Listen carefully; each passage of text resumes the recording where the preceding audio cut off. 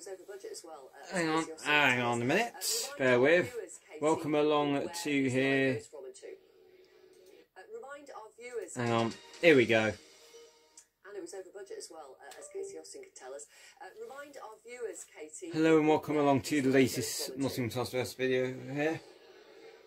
Absolutely. Well, I'm standing here in Woolwich in southeast London, where there was a bit of a celebration. And today we're going to be seeing Katy Austin, get the teeth back in, on the It's just one stop up from the end of the line or the beginning of the line, depending which way you look at it. The entire Elizabeth line will link doing a report on the Elizabeth line, sorry. Central London, and then arrive at Reading in Berkshire and Heathrow Airport. This, where I'm standing at Woolwich, is part of the stretch between Abbeywood and Paddington. This is a new line. It's involved lots of new tunnels. It's involved 9 new stations. This is one of them. One of the stations on that route won't open today, Bond Street. It's not ready yet, but the other 9 will. And the whole point of this railway is to cut journey times, to add 10% to central London's rail capacity, and to boost the economy. Now, it is late. It's about 3.5 years late. It has gone over budget. It's now costing about £18.8 billion. And also, we are now in a slightly different world to when Crossrail was first designed. We've had the pandemic. People are working from home now. So the passenger number forecasts for the next few years are below what they would initially have been. But Transport for London insists this new railway is still very much needed, and it said it will actually transform the way people travel around London and the southeast. And actually, people we've spoken to here this morning say it will, in some cases, cut their commuting times by half. Right, which is quite astonishing, and is the whole purpose of it, really. What is it about a new tube line? People want to go on it, don't they? Yeah, well, I have to say, we went on the trains this morning, and it's very important to understand this isn't just a new correspondent, as well as business correspondent. It is a railway, and the trains are huge. They're 200 metres long. You can see all the way down through the train, if you understand what I mean. You can sort of see from end to end. They're very impressive to travel on, and they can take up to 1,500 passengers at any one time. So this is a state-of-the-art railway, and there have been some... on the light. It's a bit dark. It's about to rain. Here we go. See, now we have light. We don't know when we'll ever see this kind of project again, really, at the moment. There was plans for Crossrail 2, going north to south in London, across London. Better when there's light, isn't there? Although we have other rail projects going on in the country, like HS2, the big high-speed long-distance railway, nothing else like this is currently in the pipeline. Cheers, Katy. Thank you. Right, let's bring you the sport now, and it's all for his job. Anyway, we're going to go over to Carol, thank you. Kay. After a delay of 3.5 years and going £4 billion over budget, the new Elizabeth line train service will finally open to passengers today. Yes, it's a 73 here we go. It stretches from Berkshire in the west-ish bit of England to Essex in the east, and our transport correspondent Katy Austin is at Woolwich train station in London, where the first train is heading off. When, Katy? Oh, not quite yet. It's about half an hour till the first train leaves. Yes, I'm at Woolwich in southeast London, and passengers aren't actually allowed in here yet. But I don't know if you can see behind me. The shutters may be down, but a queue has actually formed. So those will be, we think, some of the first passengers to come and use the trains from this station. Katy Austin. Look over here, the actual on a blue top as well. Are running and ready to go. Those are the escalators, probably Schindler, I reckon. Everything ready. So Woolwich is one of 9.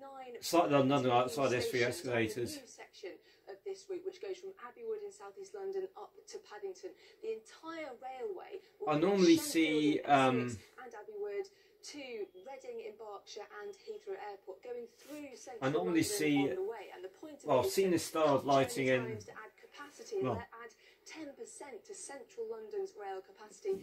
Well, it's a nice style of lighting in the station anyway. It hasn't always been plain sailing by any means. It was meant to open at the end of 2018, so it is opening about 3.5 years late. Could have been more, I know. As you were saying, has soared as well to £18.8 billion. It finally came in the end, though. It's been a massive feat of engineering, digging out the new tunnels that go through central London. It is being hailed as a really significant moment in the country's railways, really. It does also come after we've had the pandemic, of course, and that means that estimates for how many passengers will actually use this line have been scaled down. Also, you won't actually be able to just go from one end to the other just yet. For the moment, it'll operate as kind of 3 separate parts, and then the full timetable, the full schedule and end-to-end travel will be in place, we're told, no later than May next year. So there has been a lot of work behind the scenes to get this railway ready for its very first passengers. They've actually been running trains for a while now with nobody on board. We had a sneak peek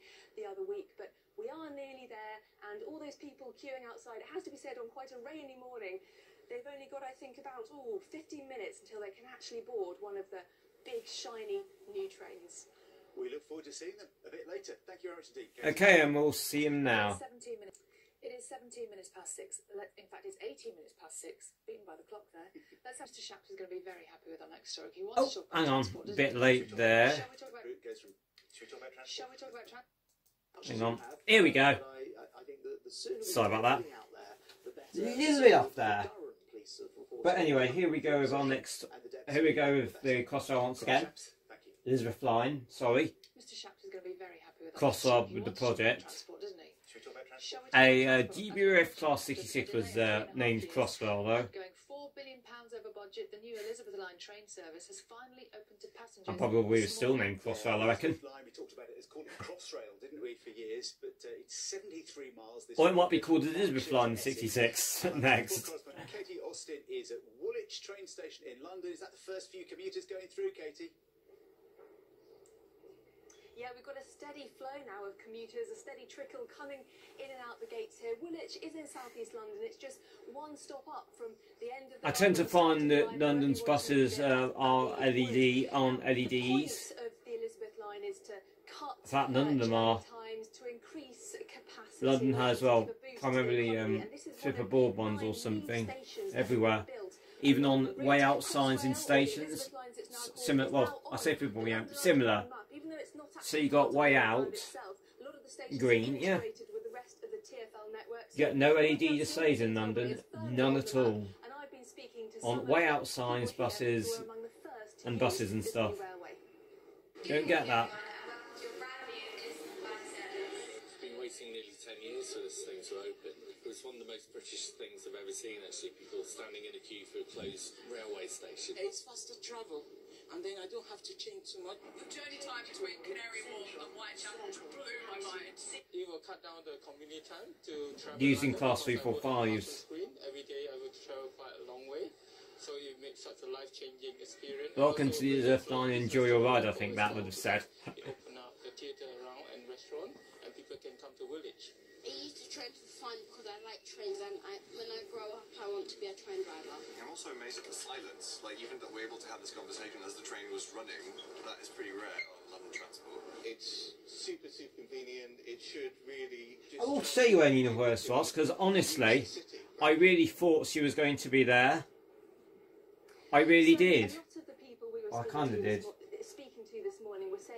I thought this had Nina Warhurst written all over it. But actually, she was live, just not there. What people here were saying, it would halve their commute in some cases, make it much easier to get around London. Things haven't always gone smoothly with this project, though. It is 3.5 years late. It is £4 billion over the original budget, and it's opening at a very different time from when it was first designed. We've had the pandemic. People aren't travelling on public transport as much as they were before, with things like working from home, and that means that, you know, the numbers that are going to use this line, the expectations have been scaled back slightly, but TfL said it is still very much needed. It will help the country, or the capital's recovery, it says, and it points out that the benefits should go beyond London. Actually, the trains, the very high-tech trains that will be using this line now were made in Derby, for example. Hoop earrings, I like that. Small hoop earrings. London, but the broader southeast specifically. as well. So it's been a long time coming. It's been a massive engineering feat, but finally, it is finally here, and people can start to use the trains on this line.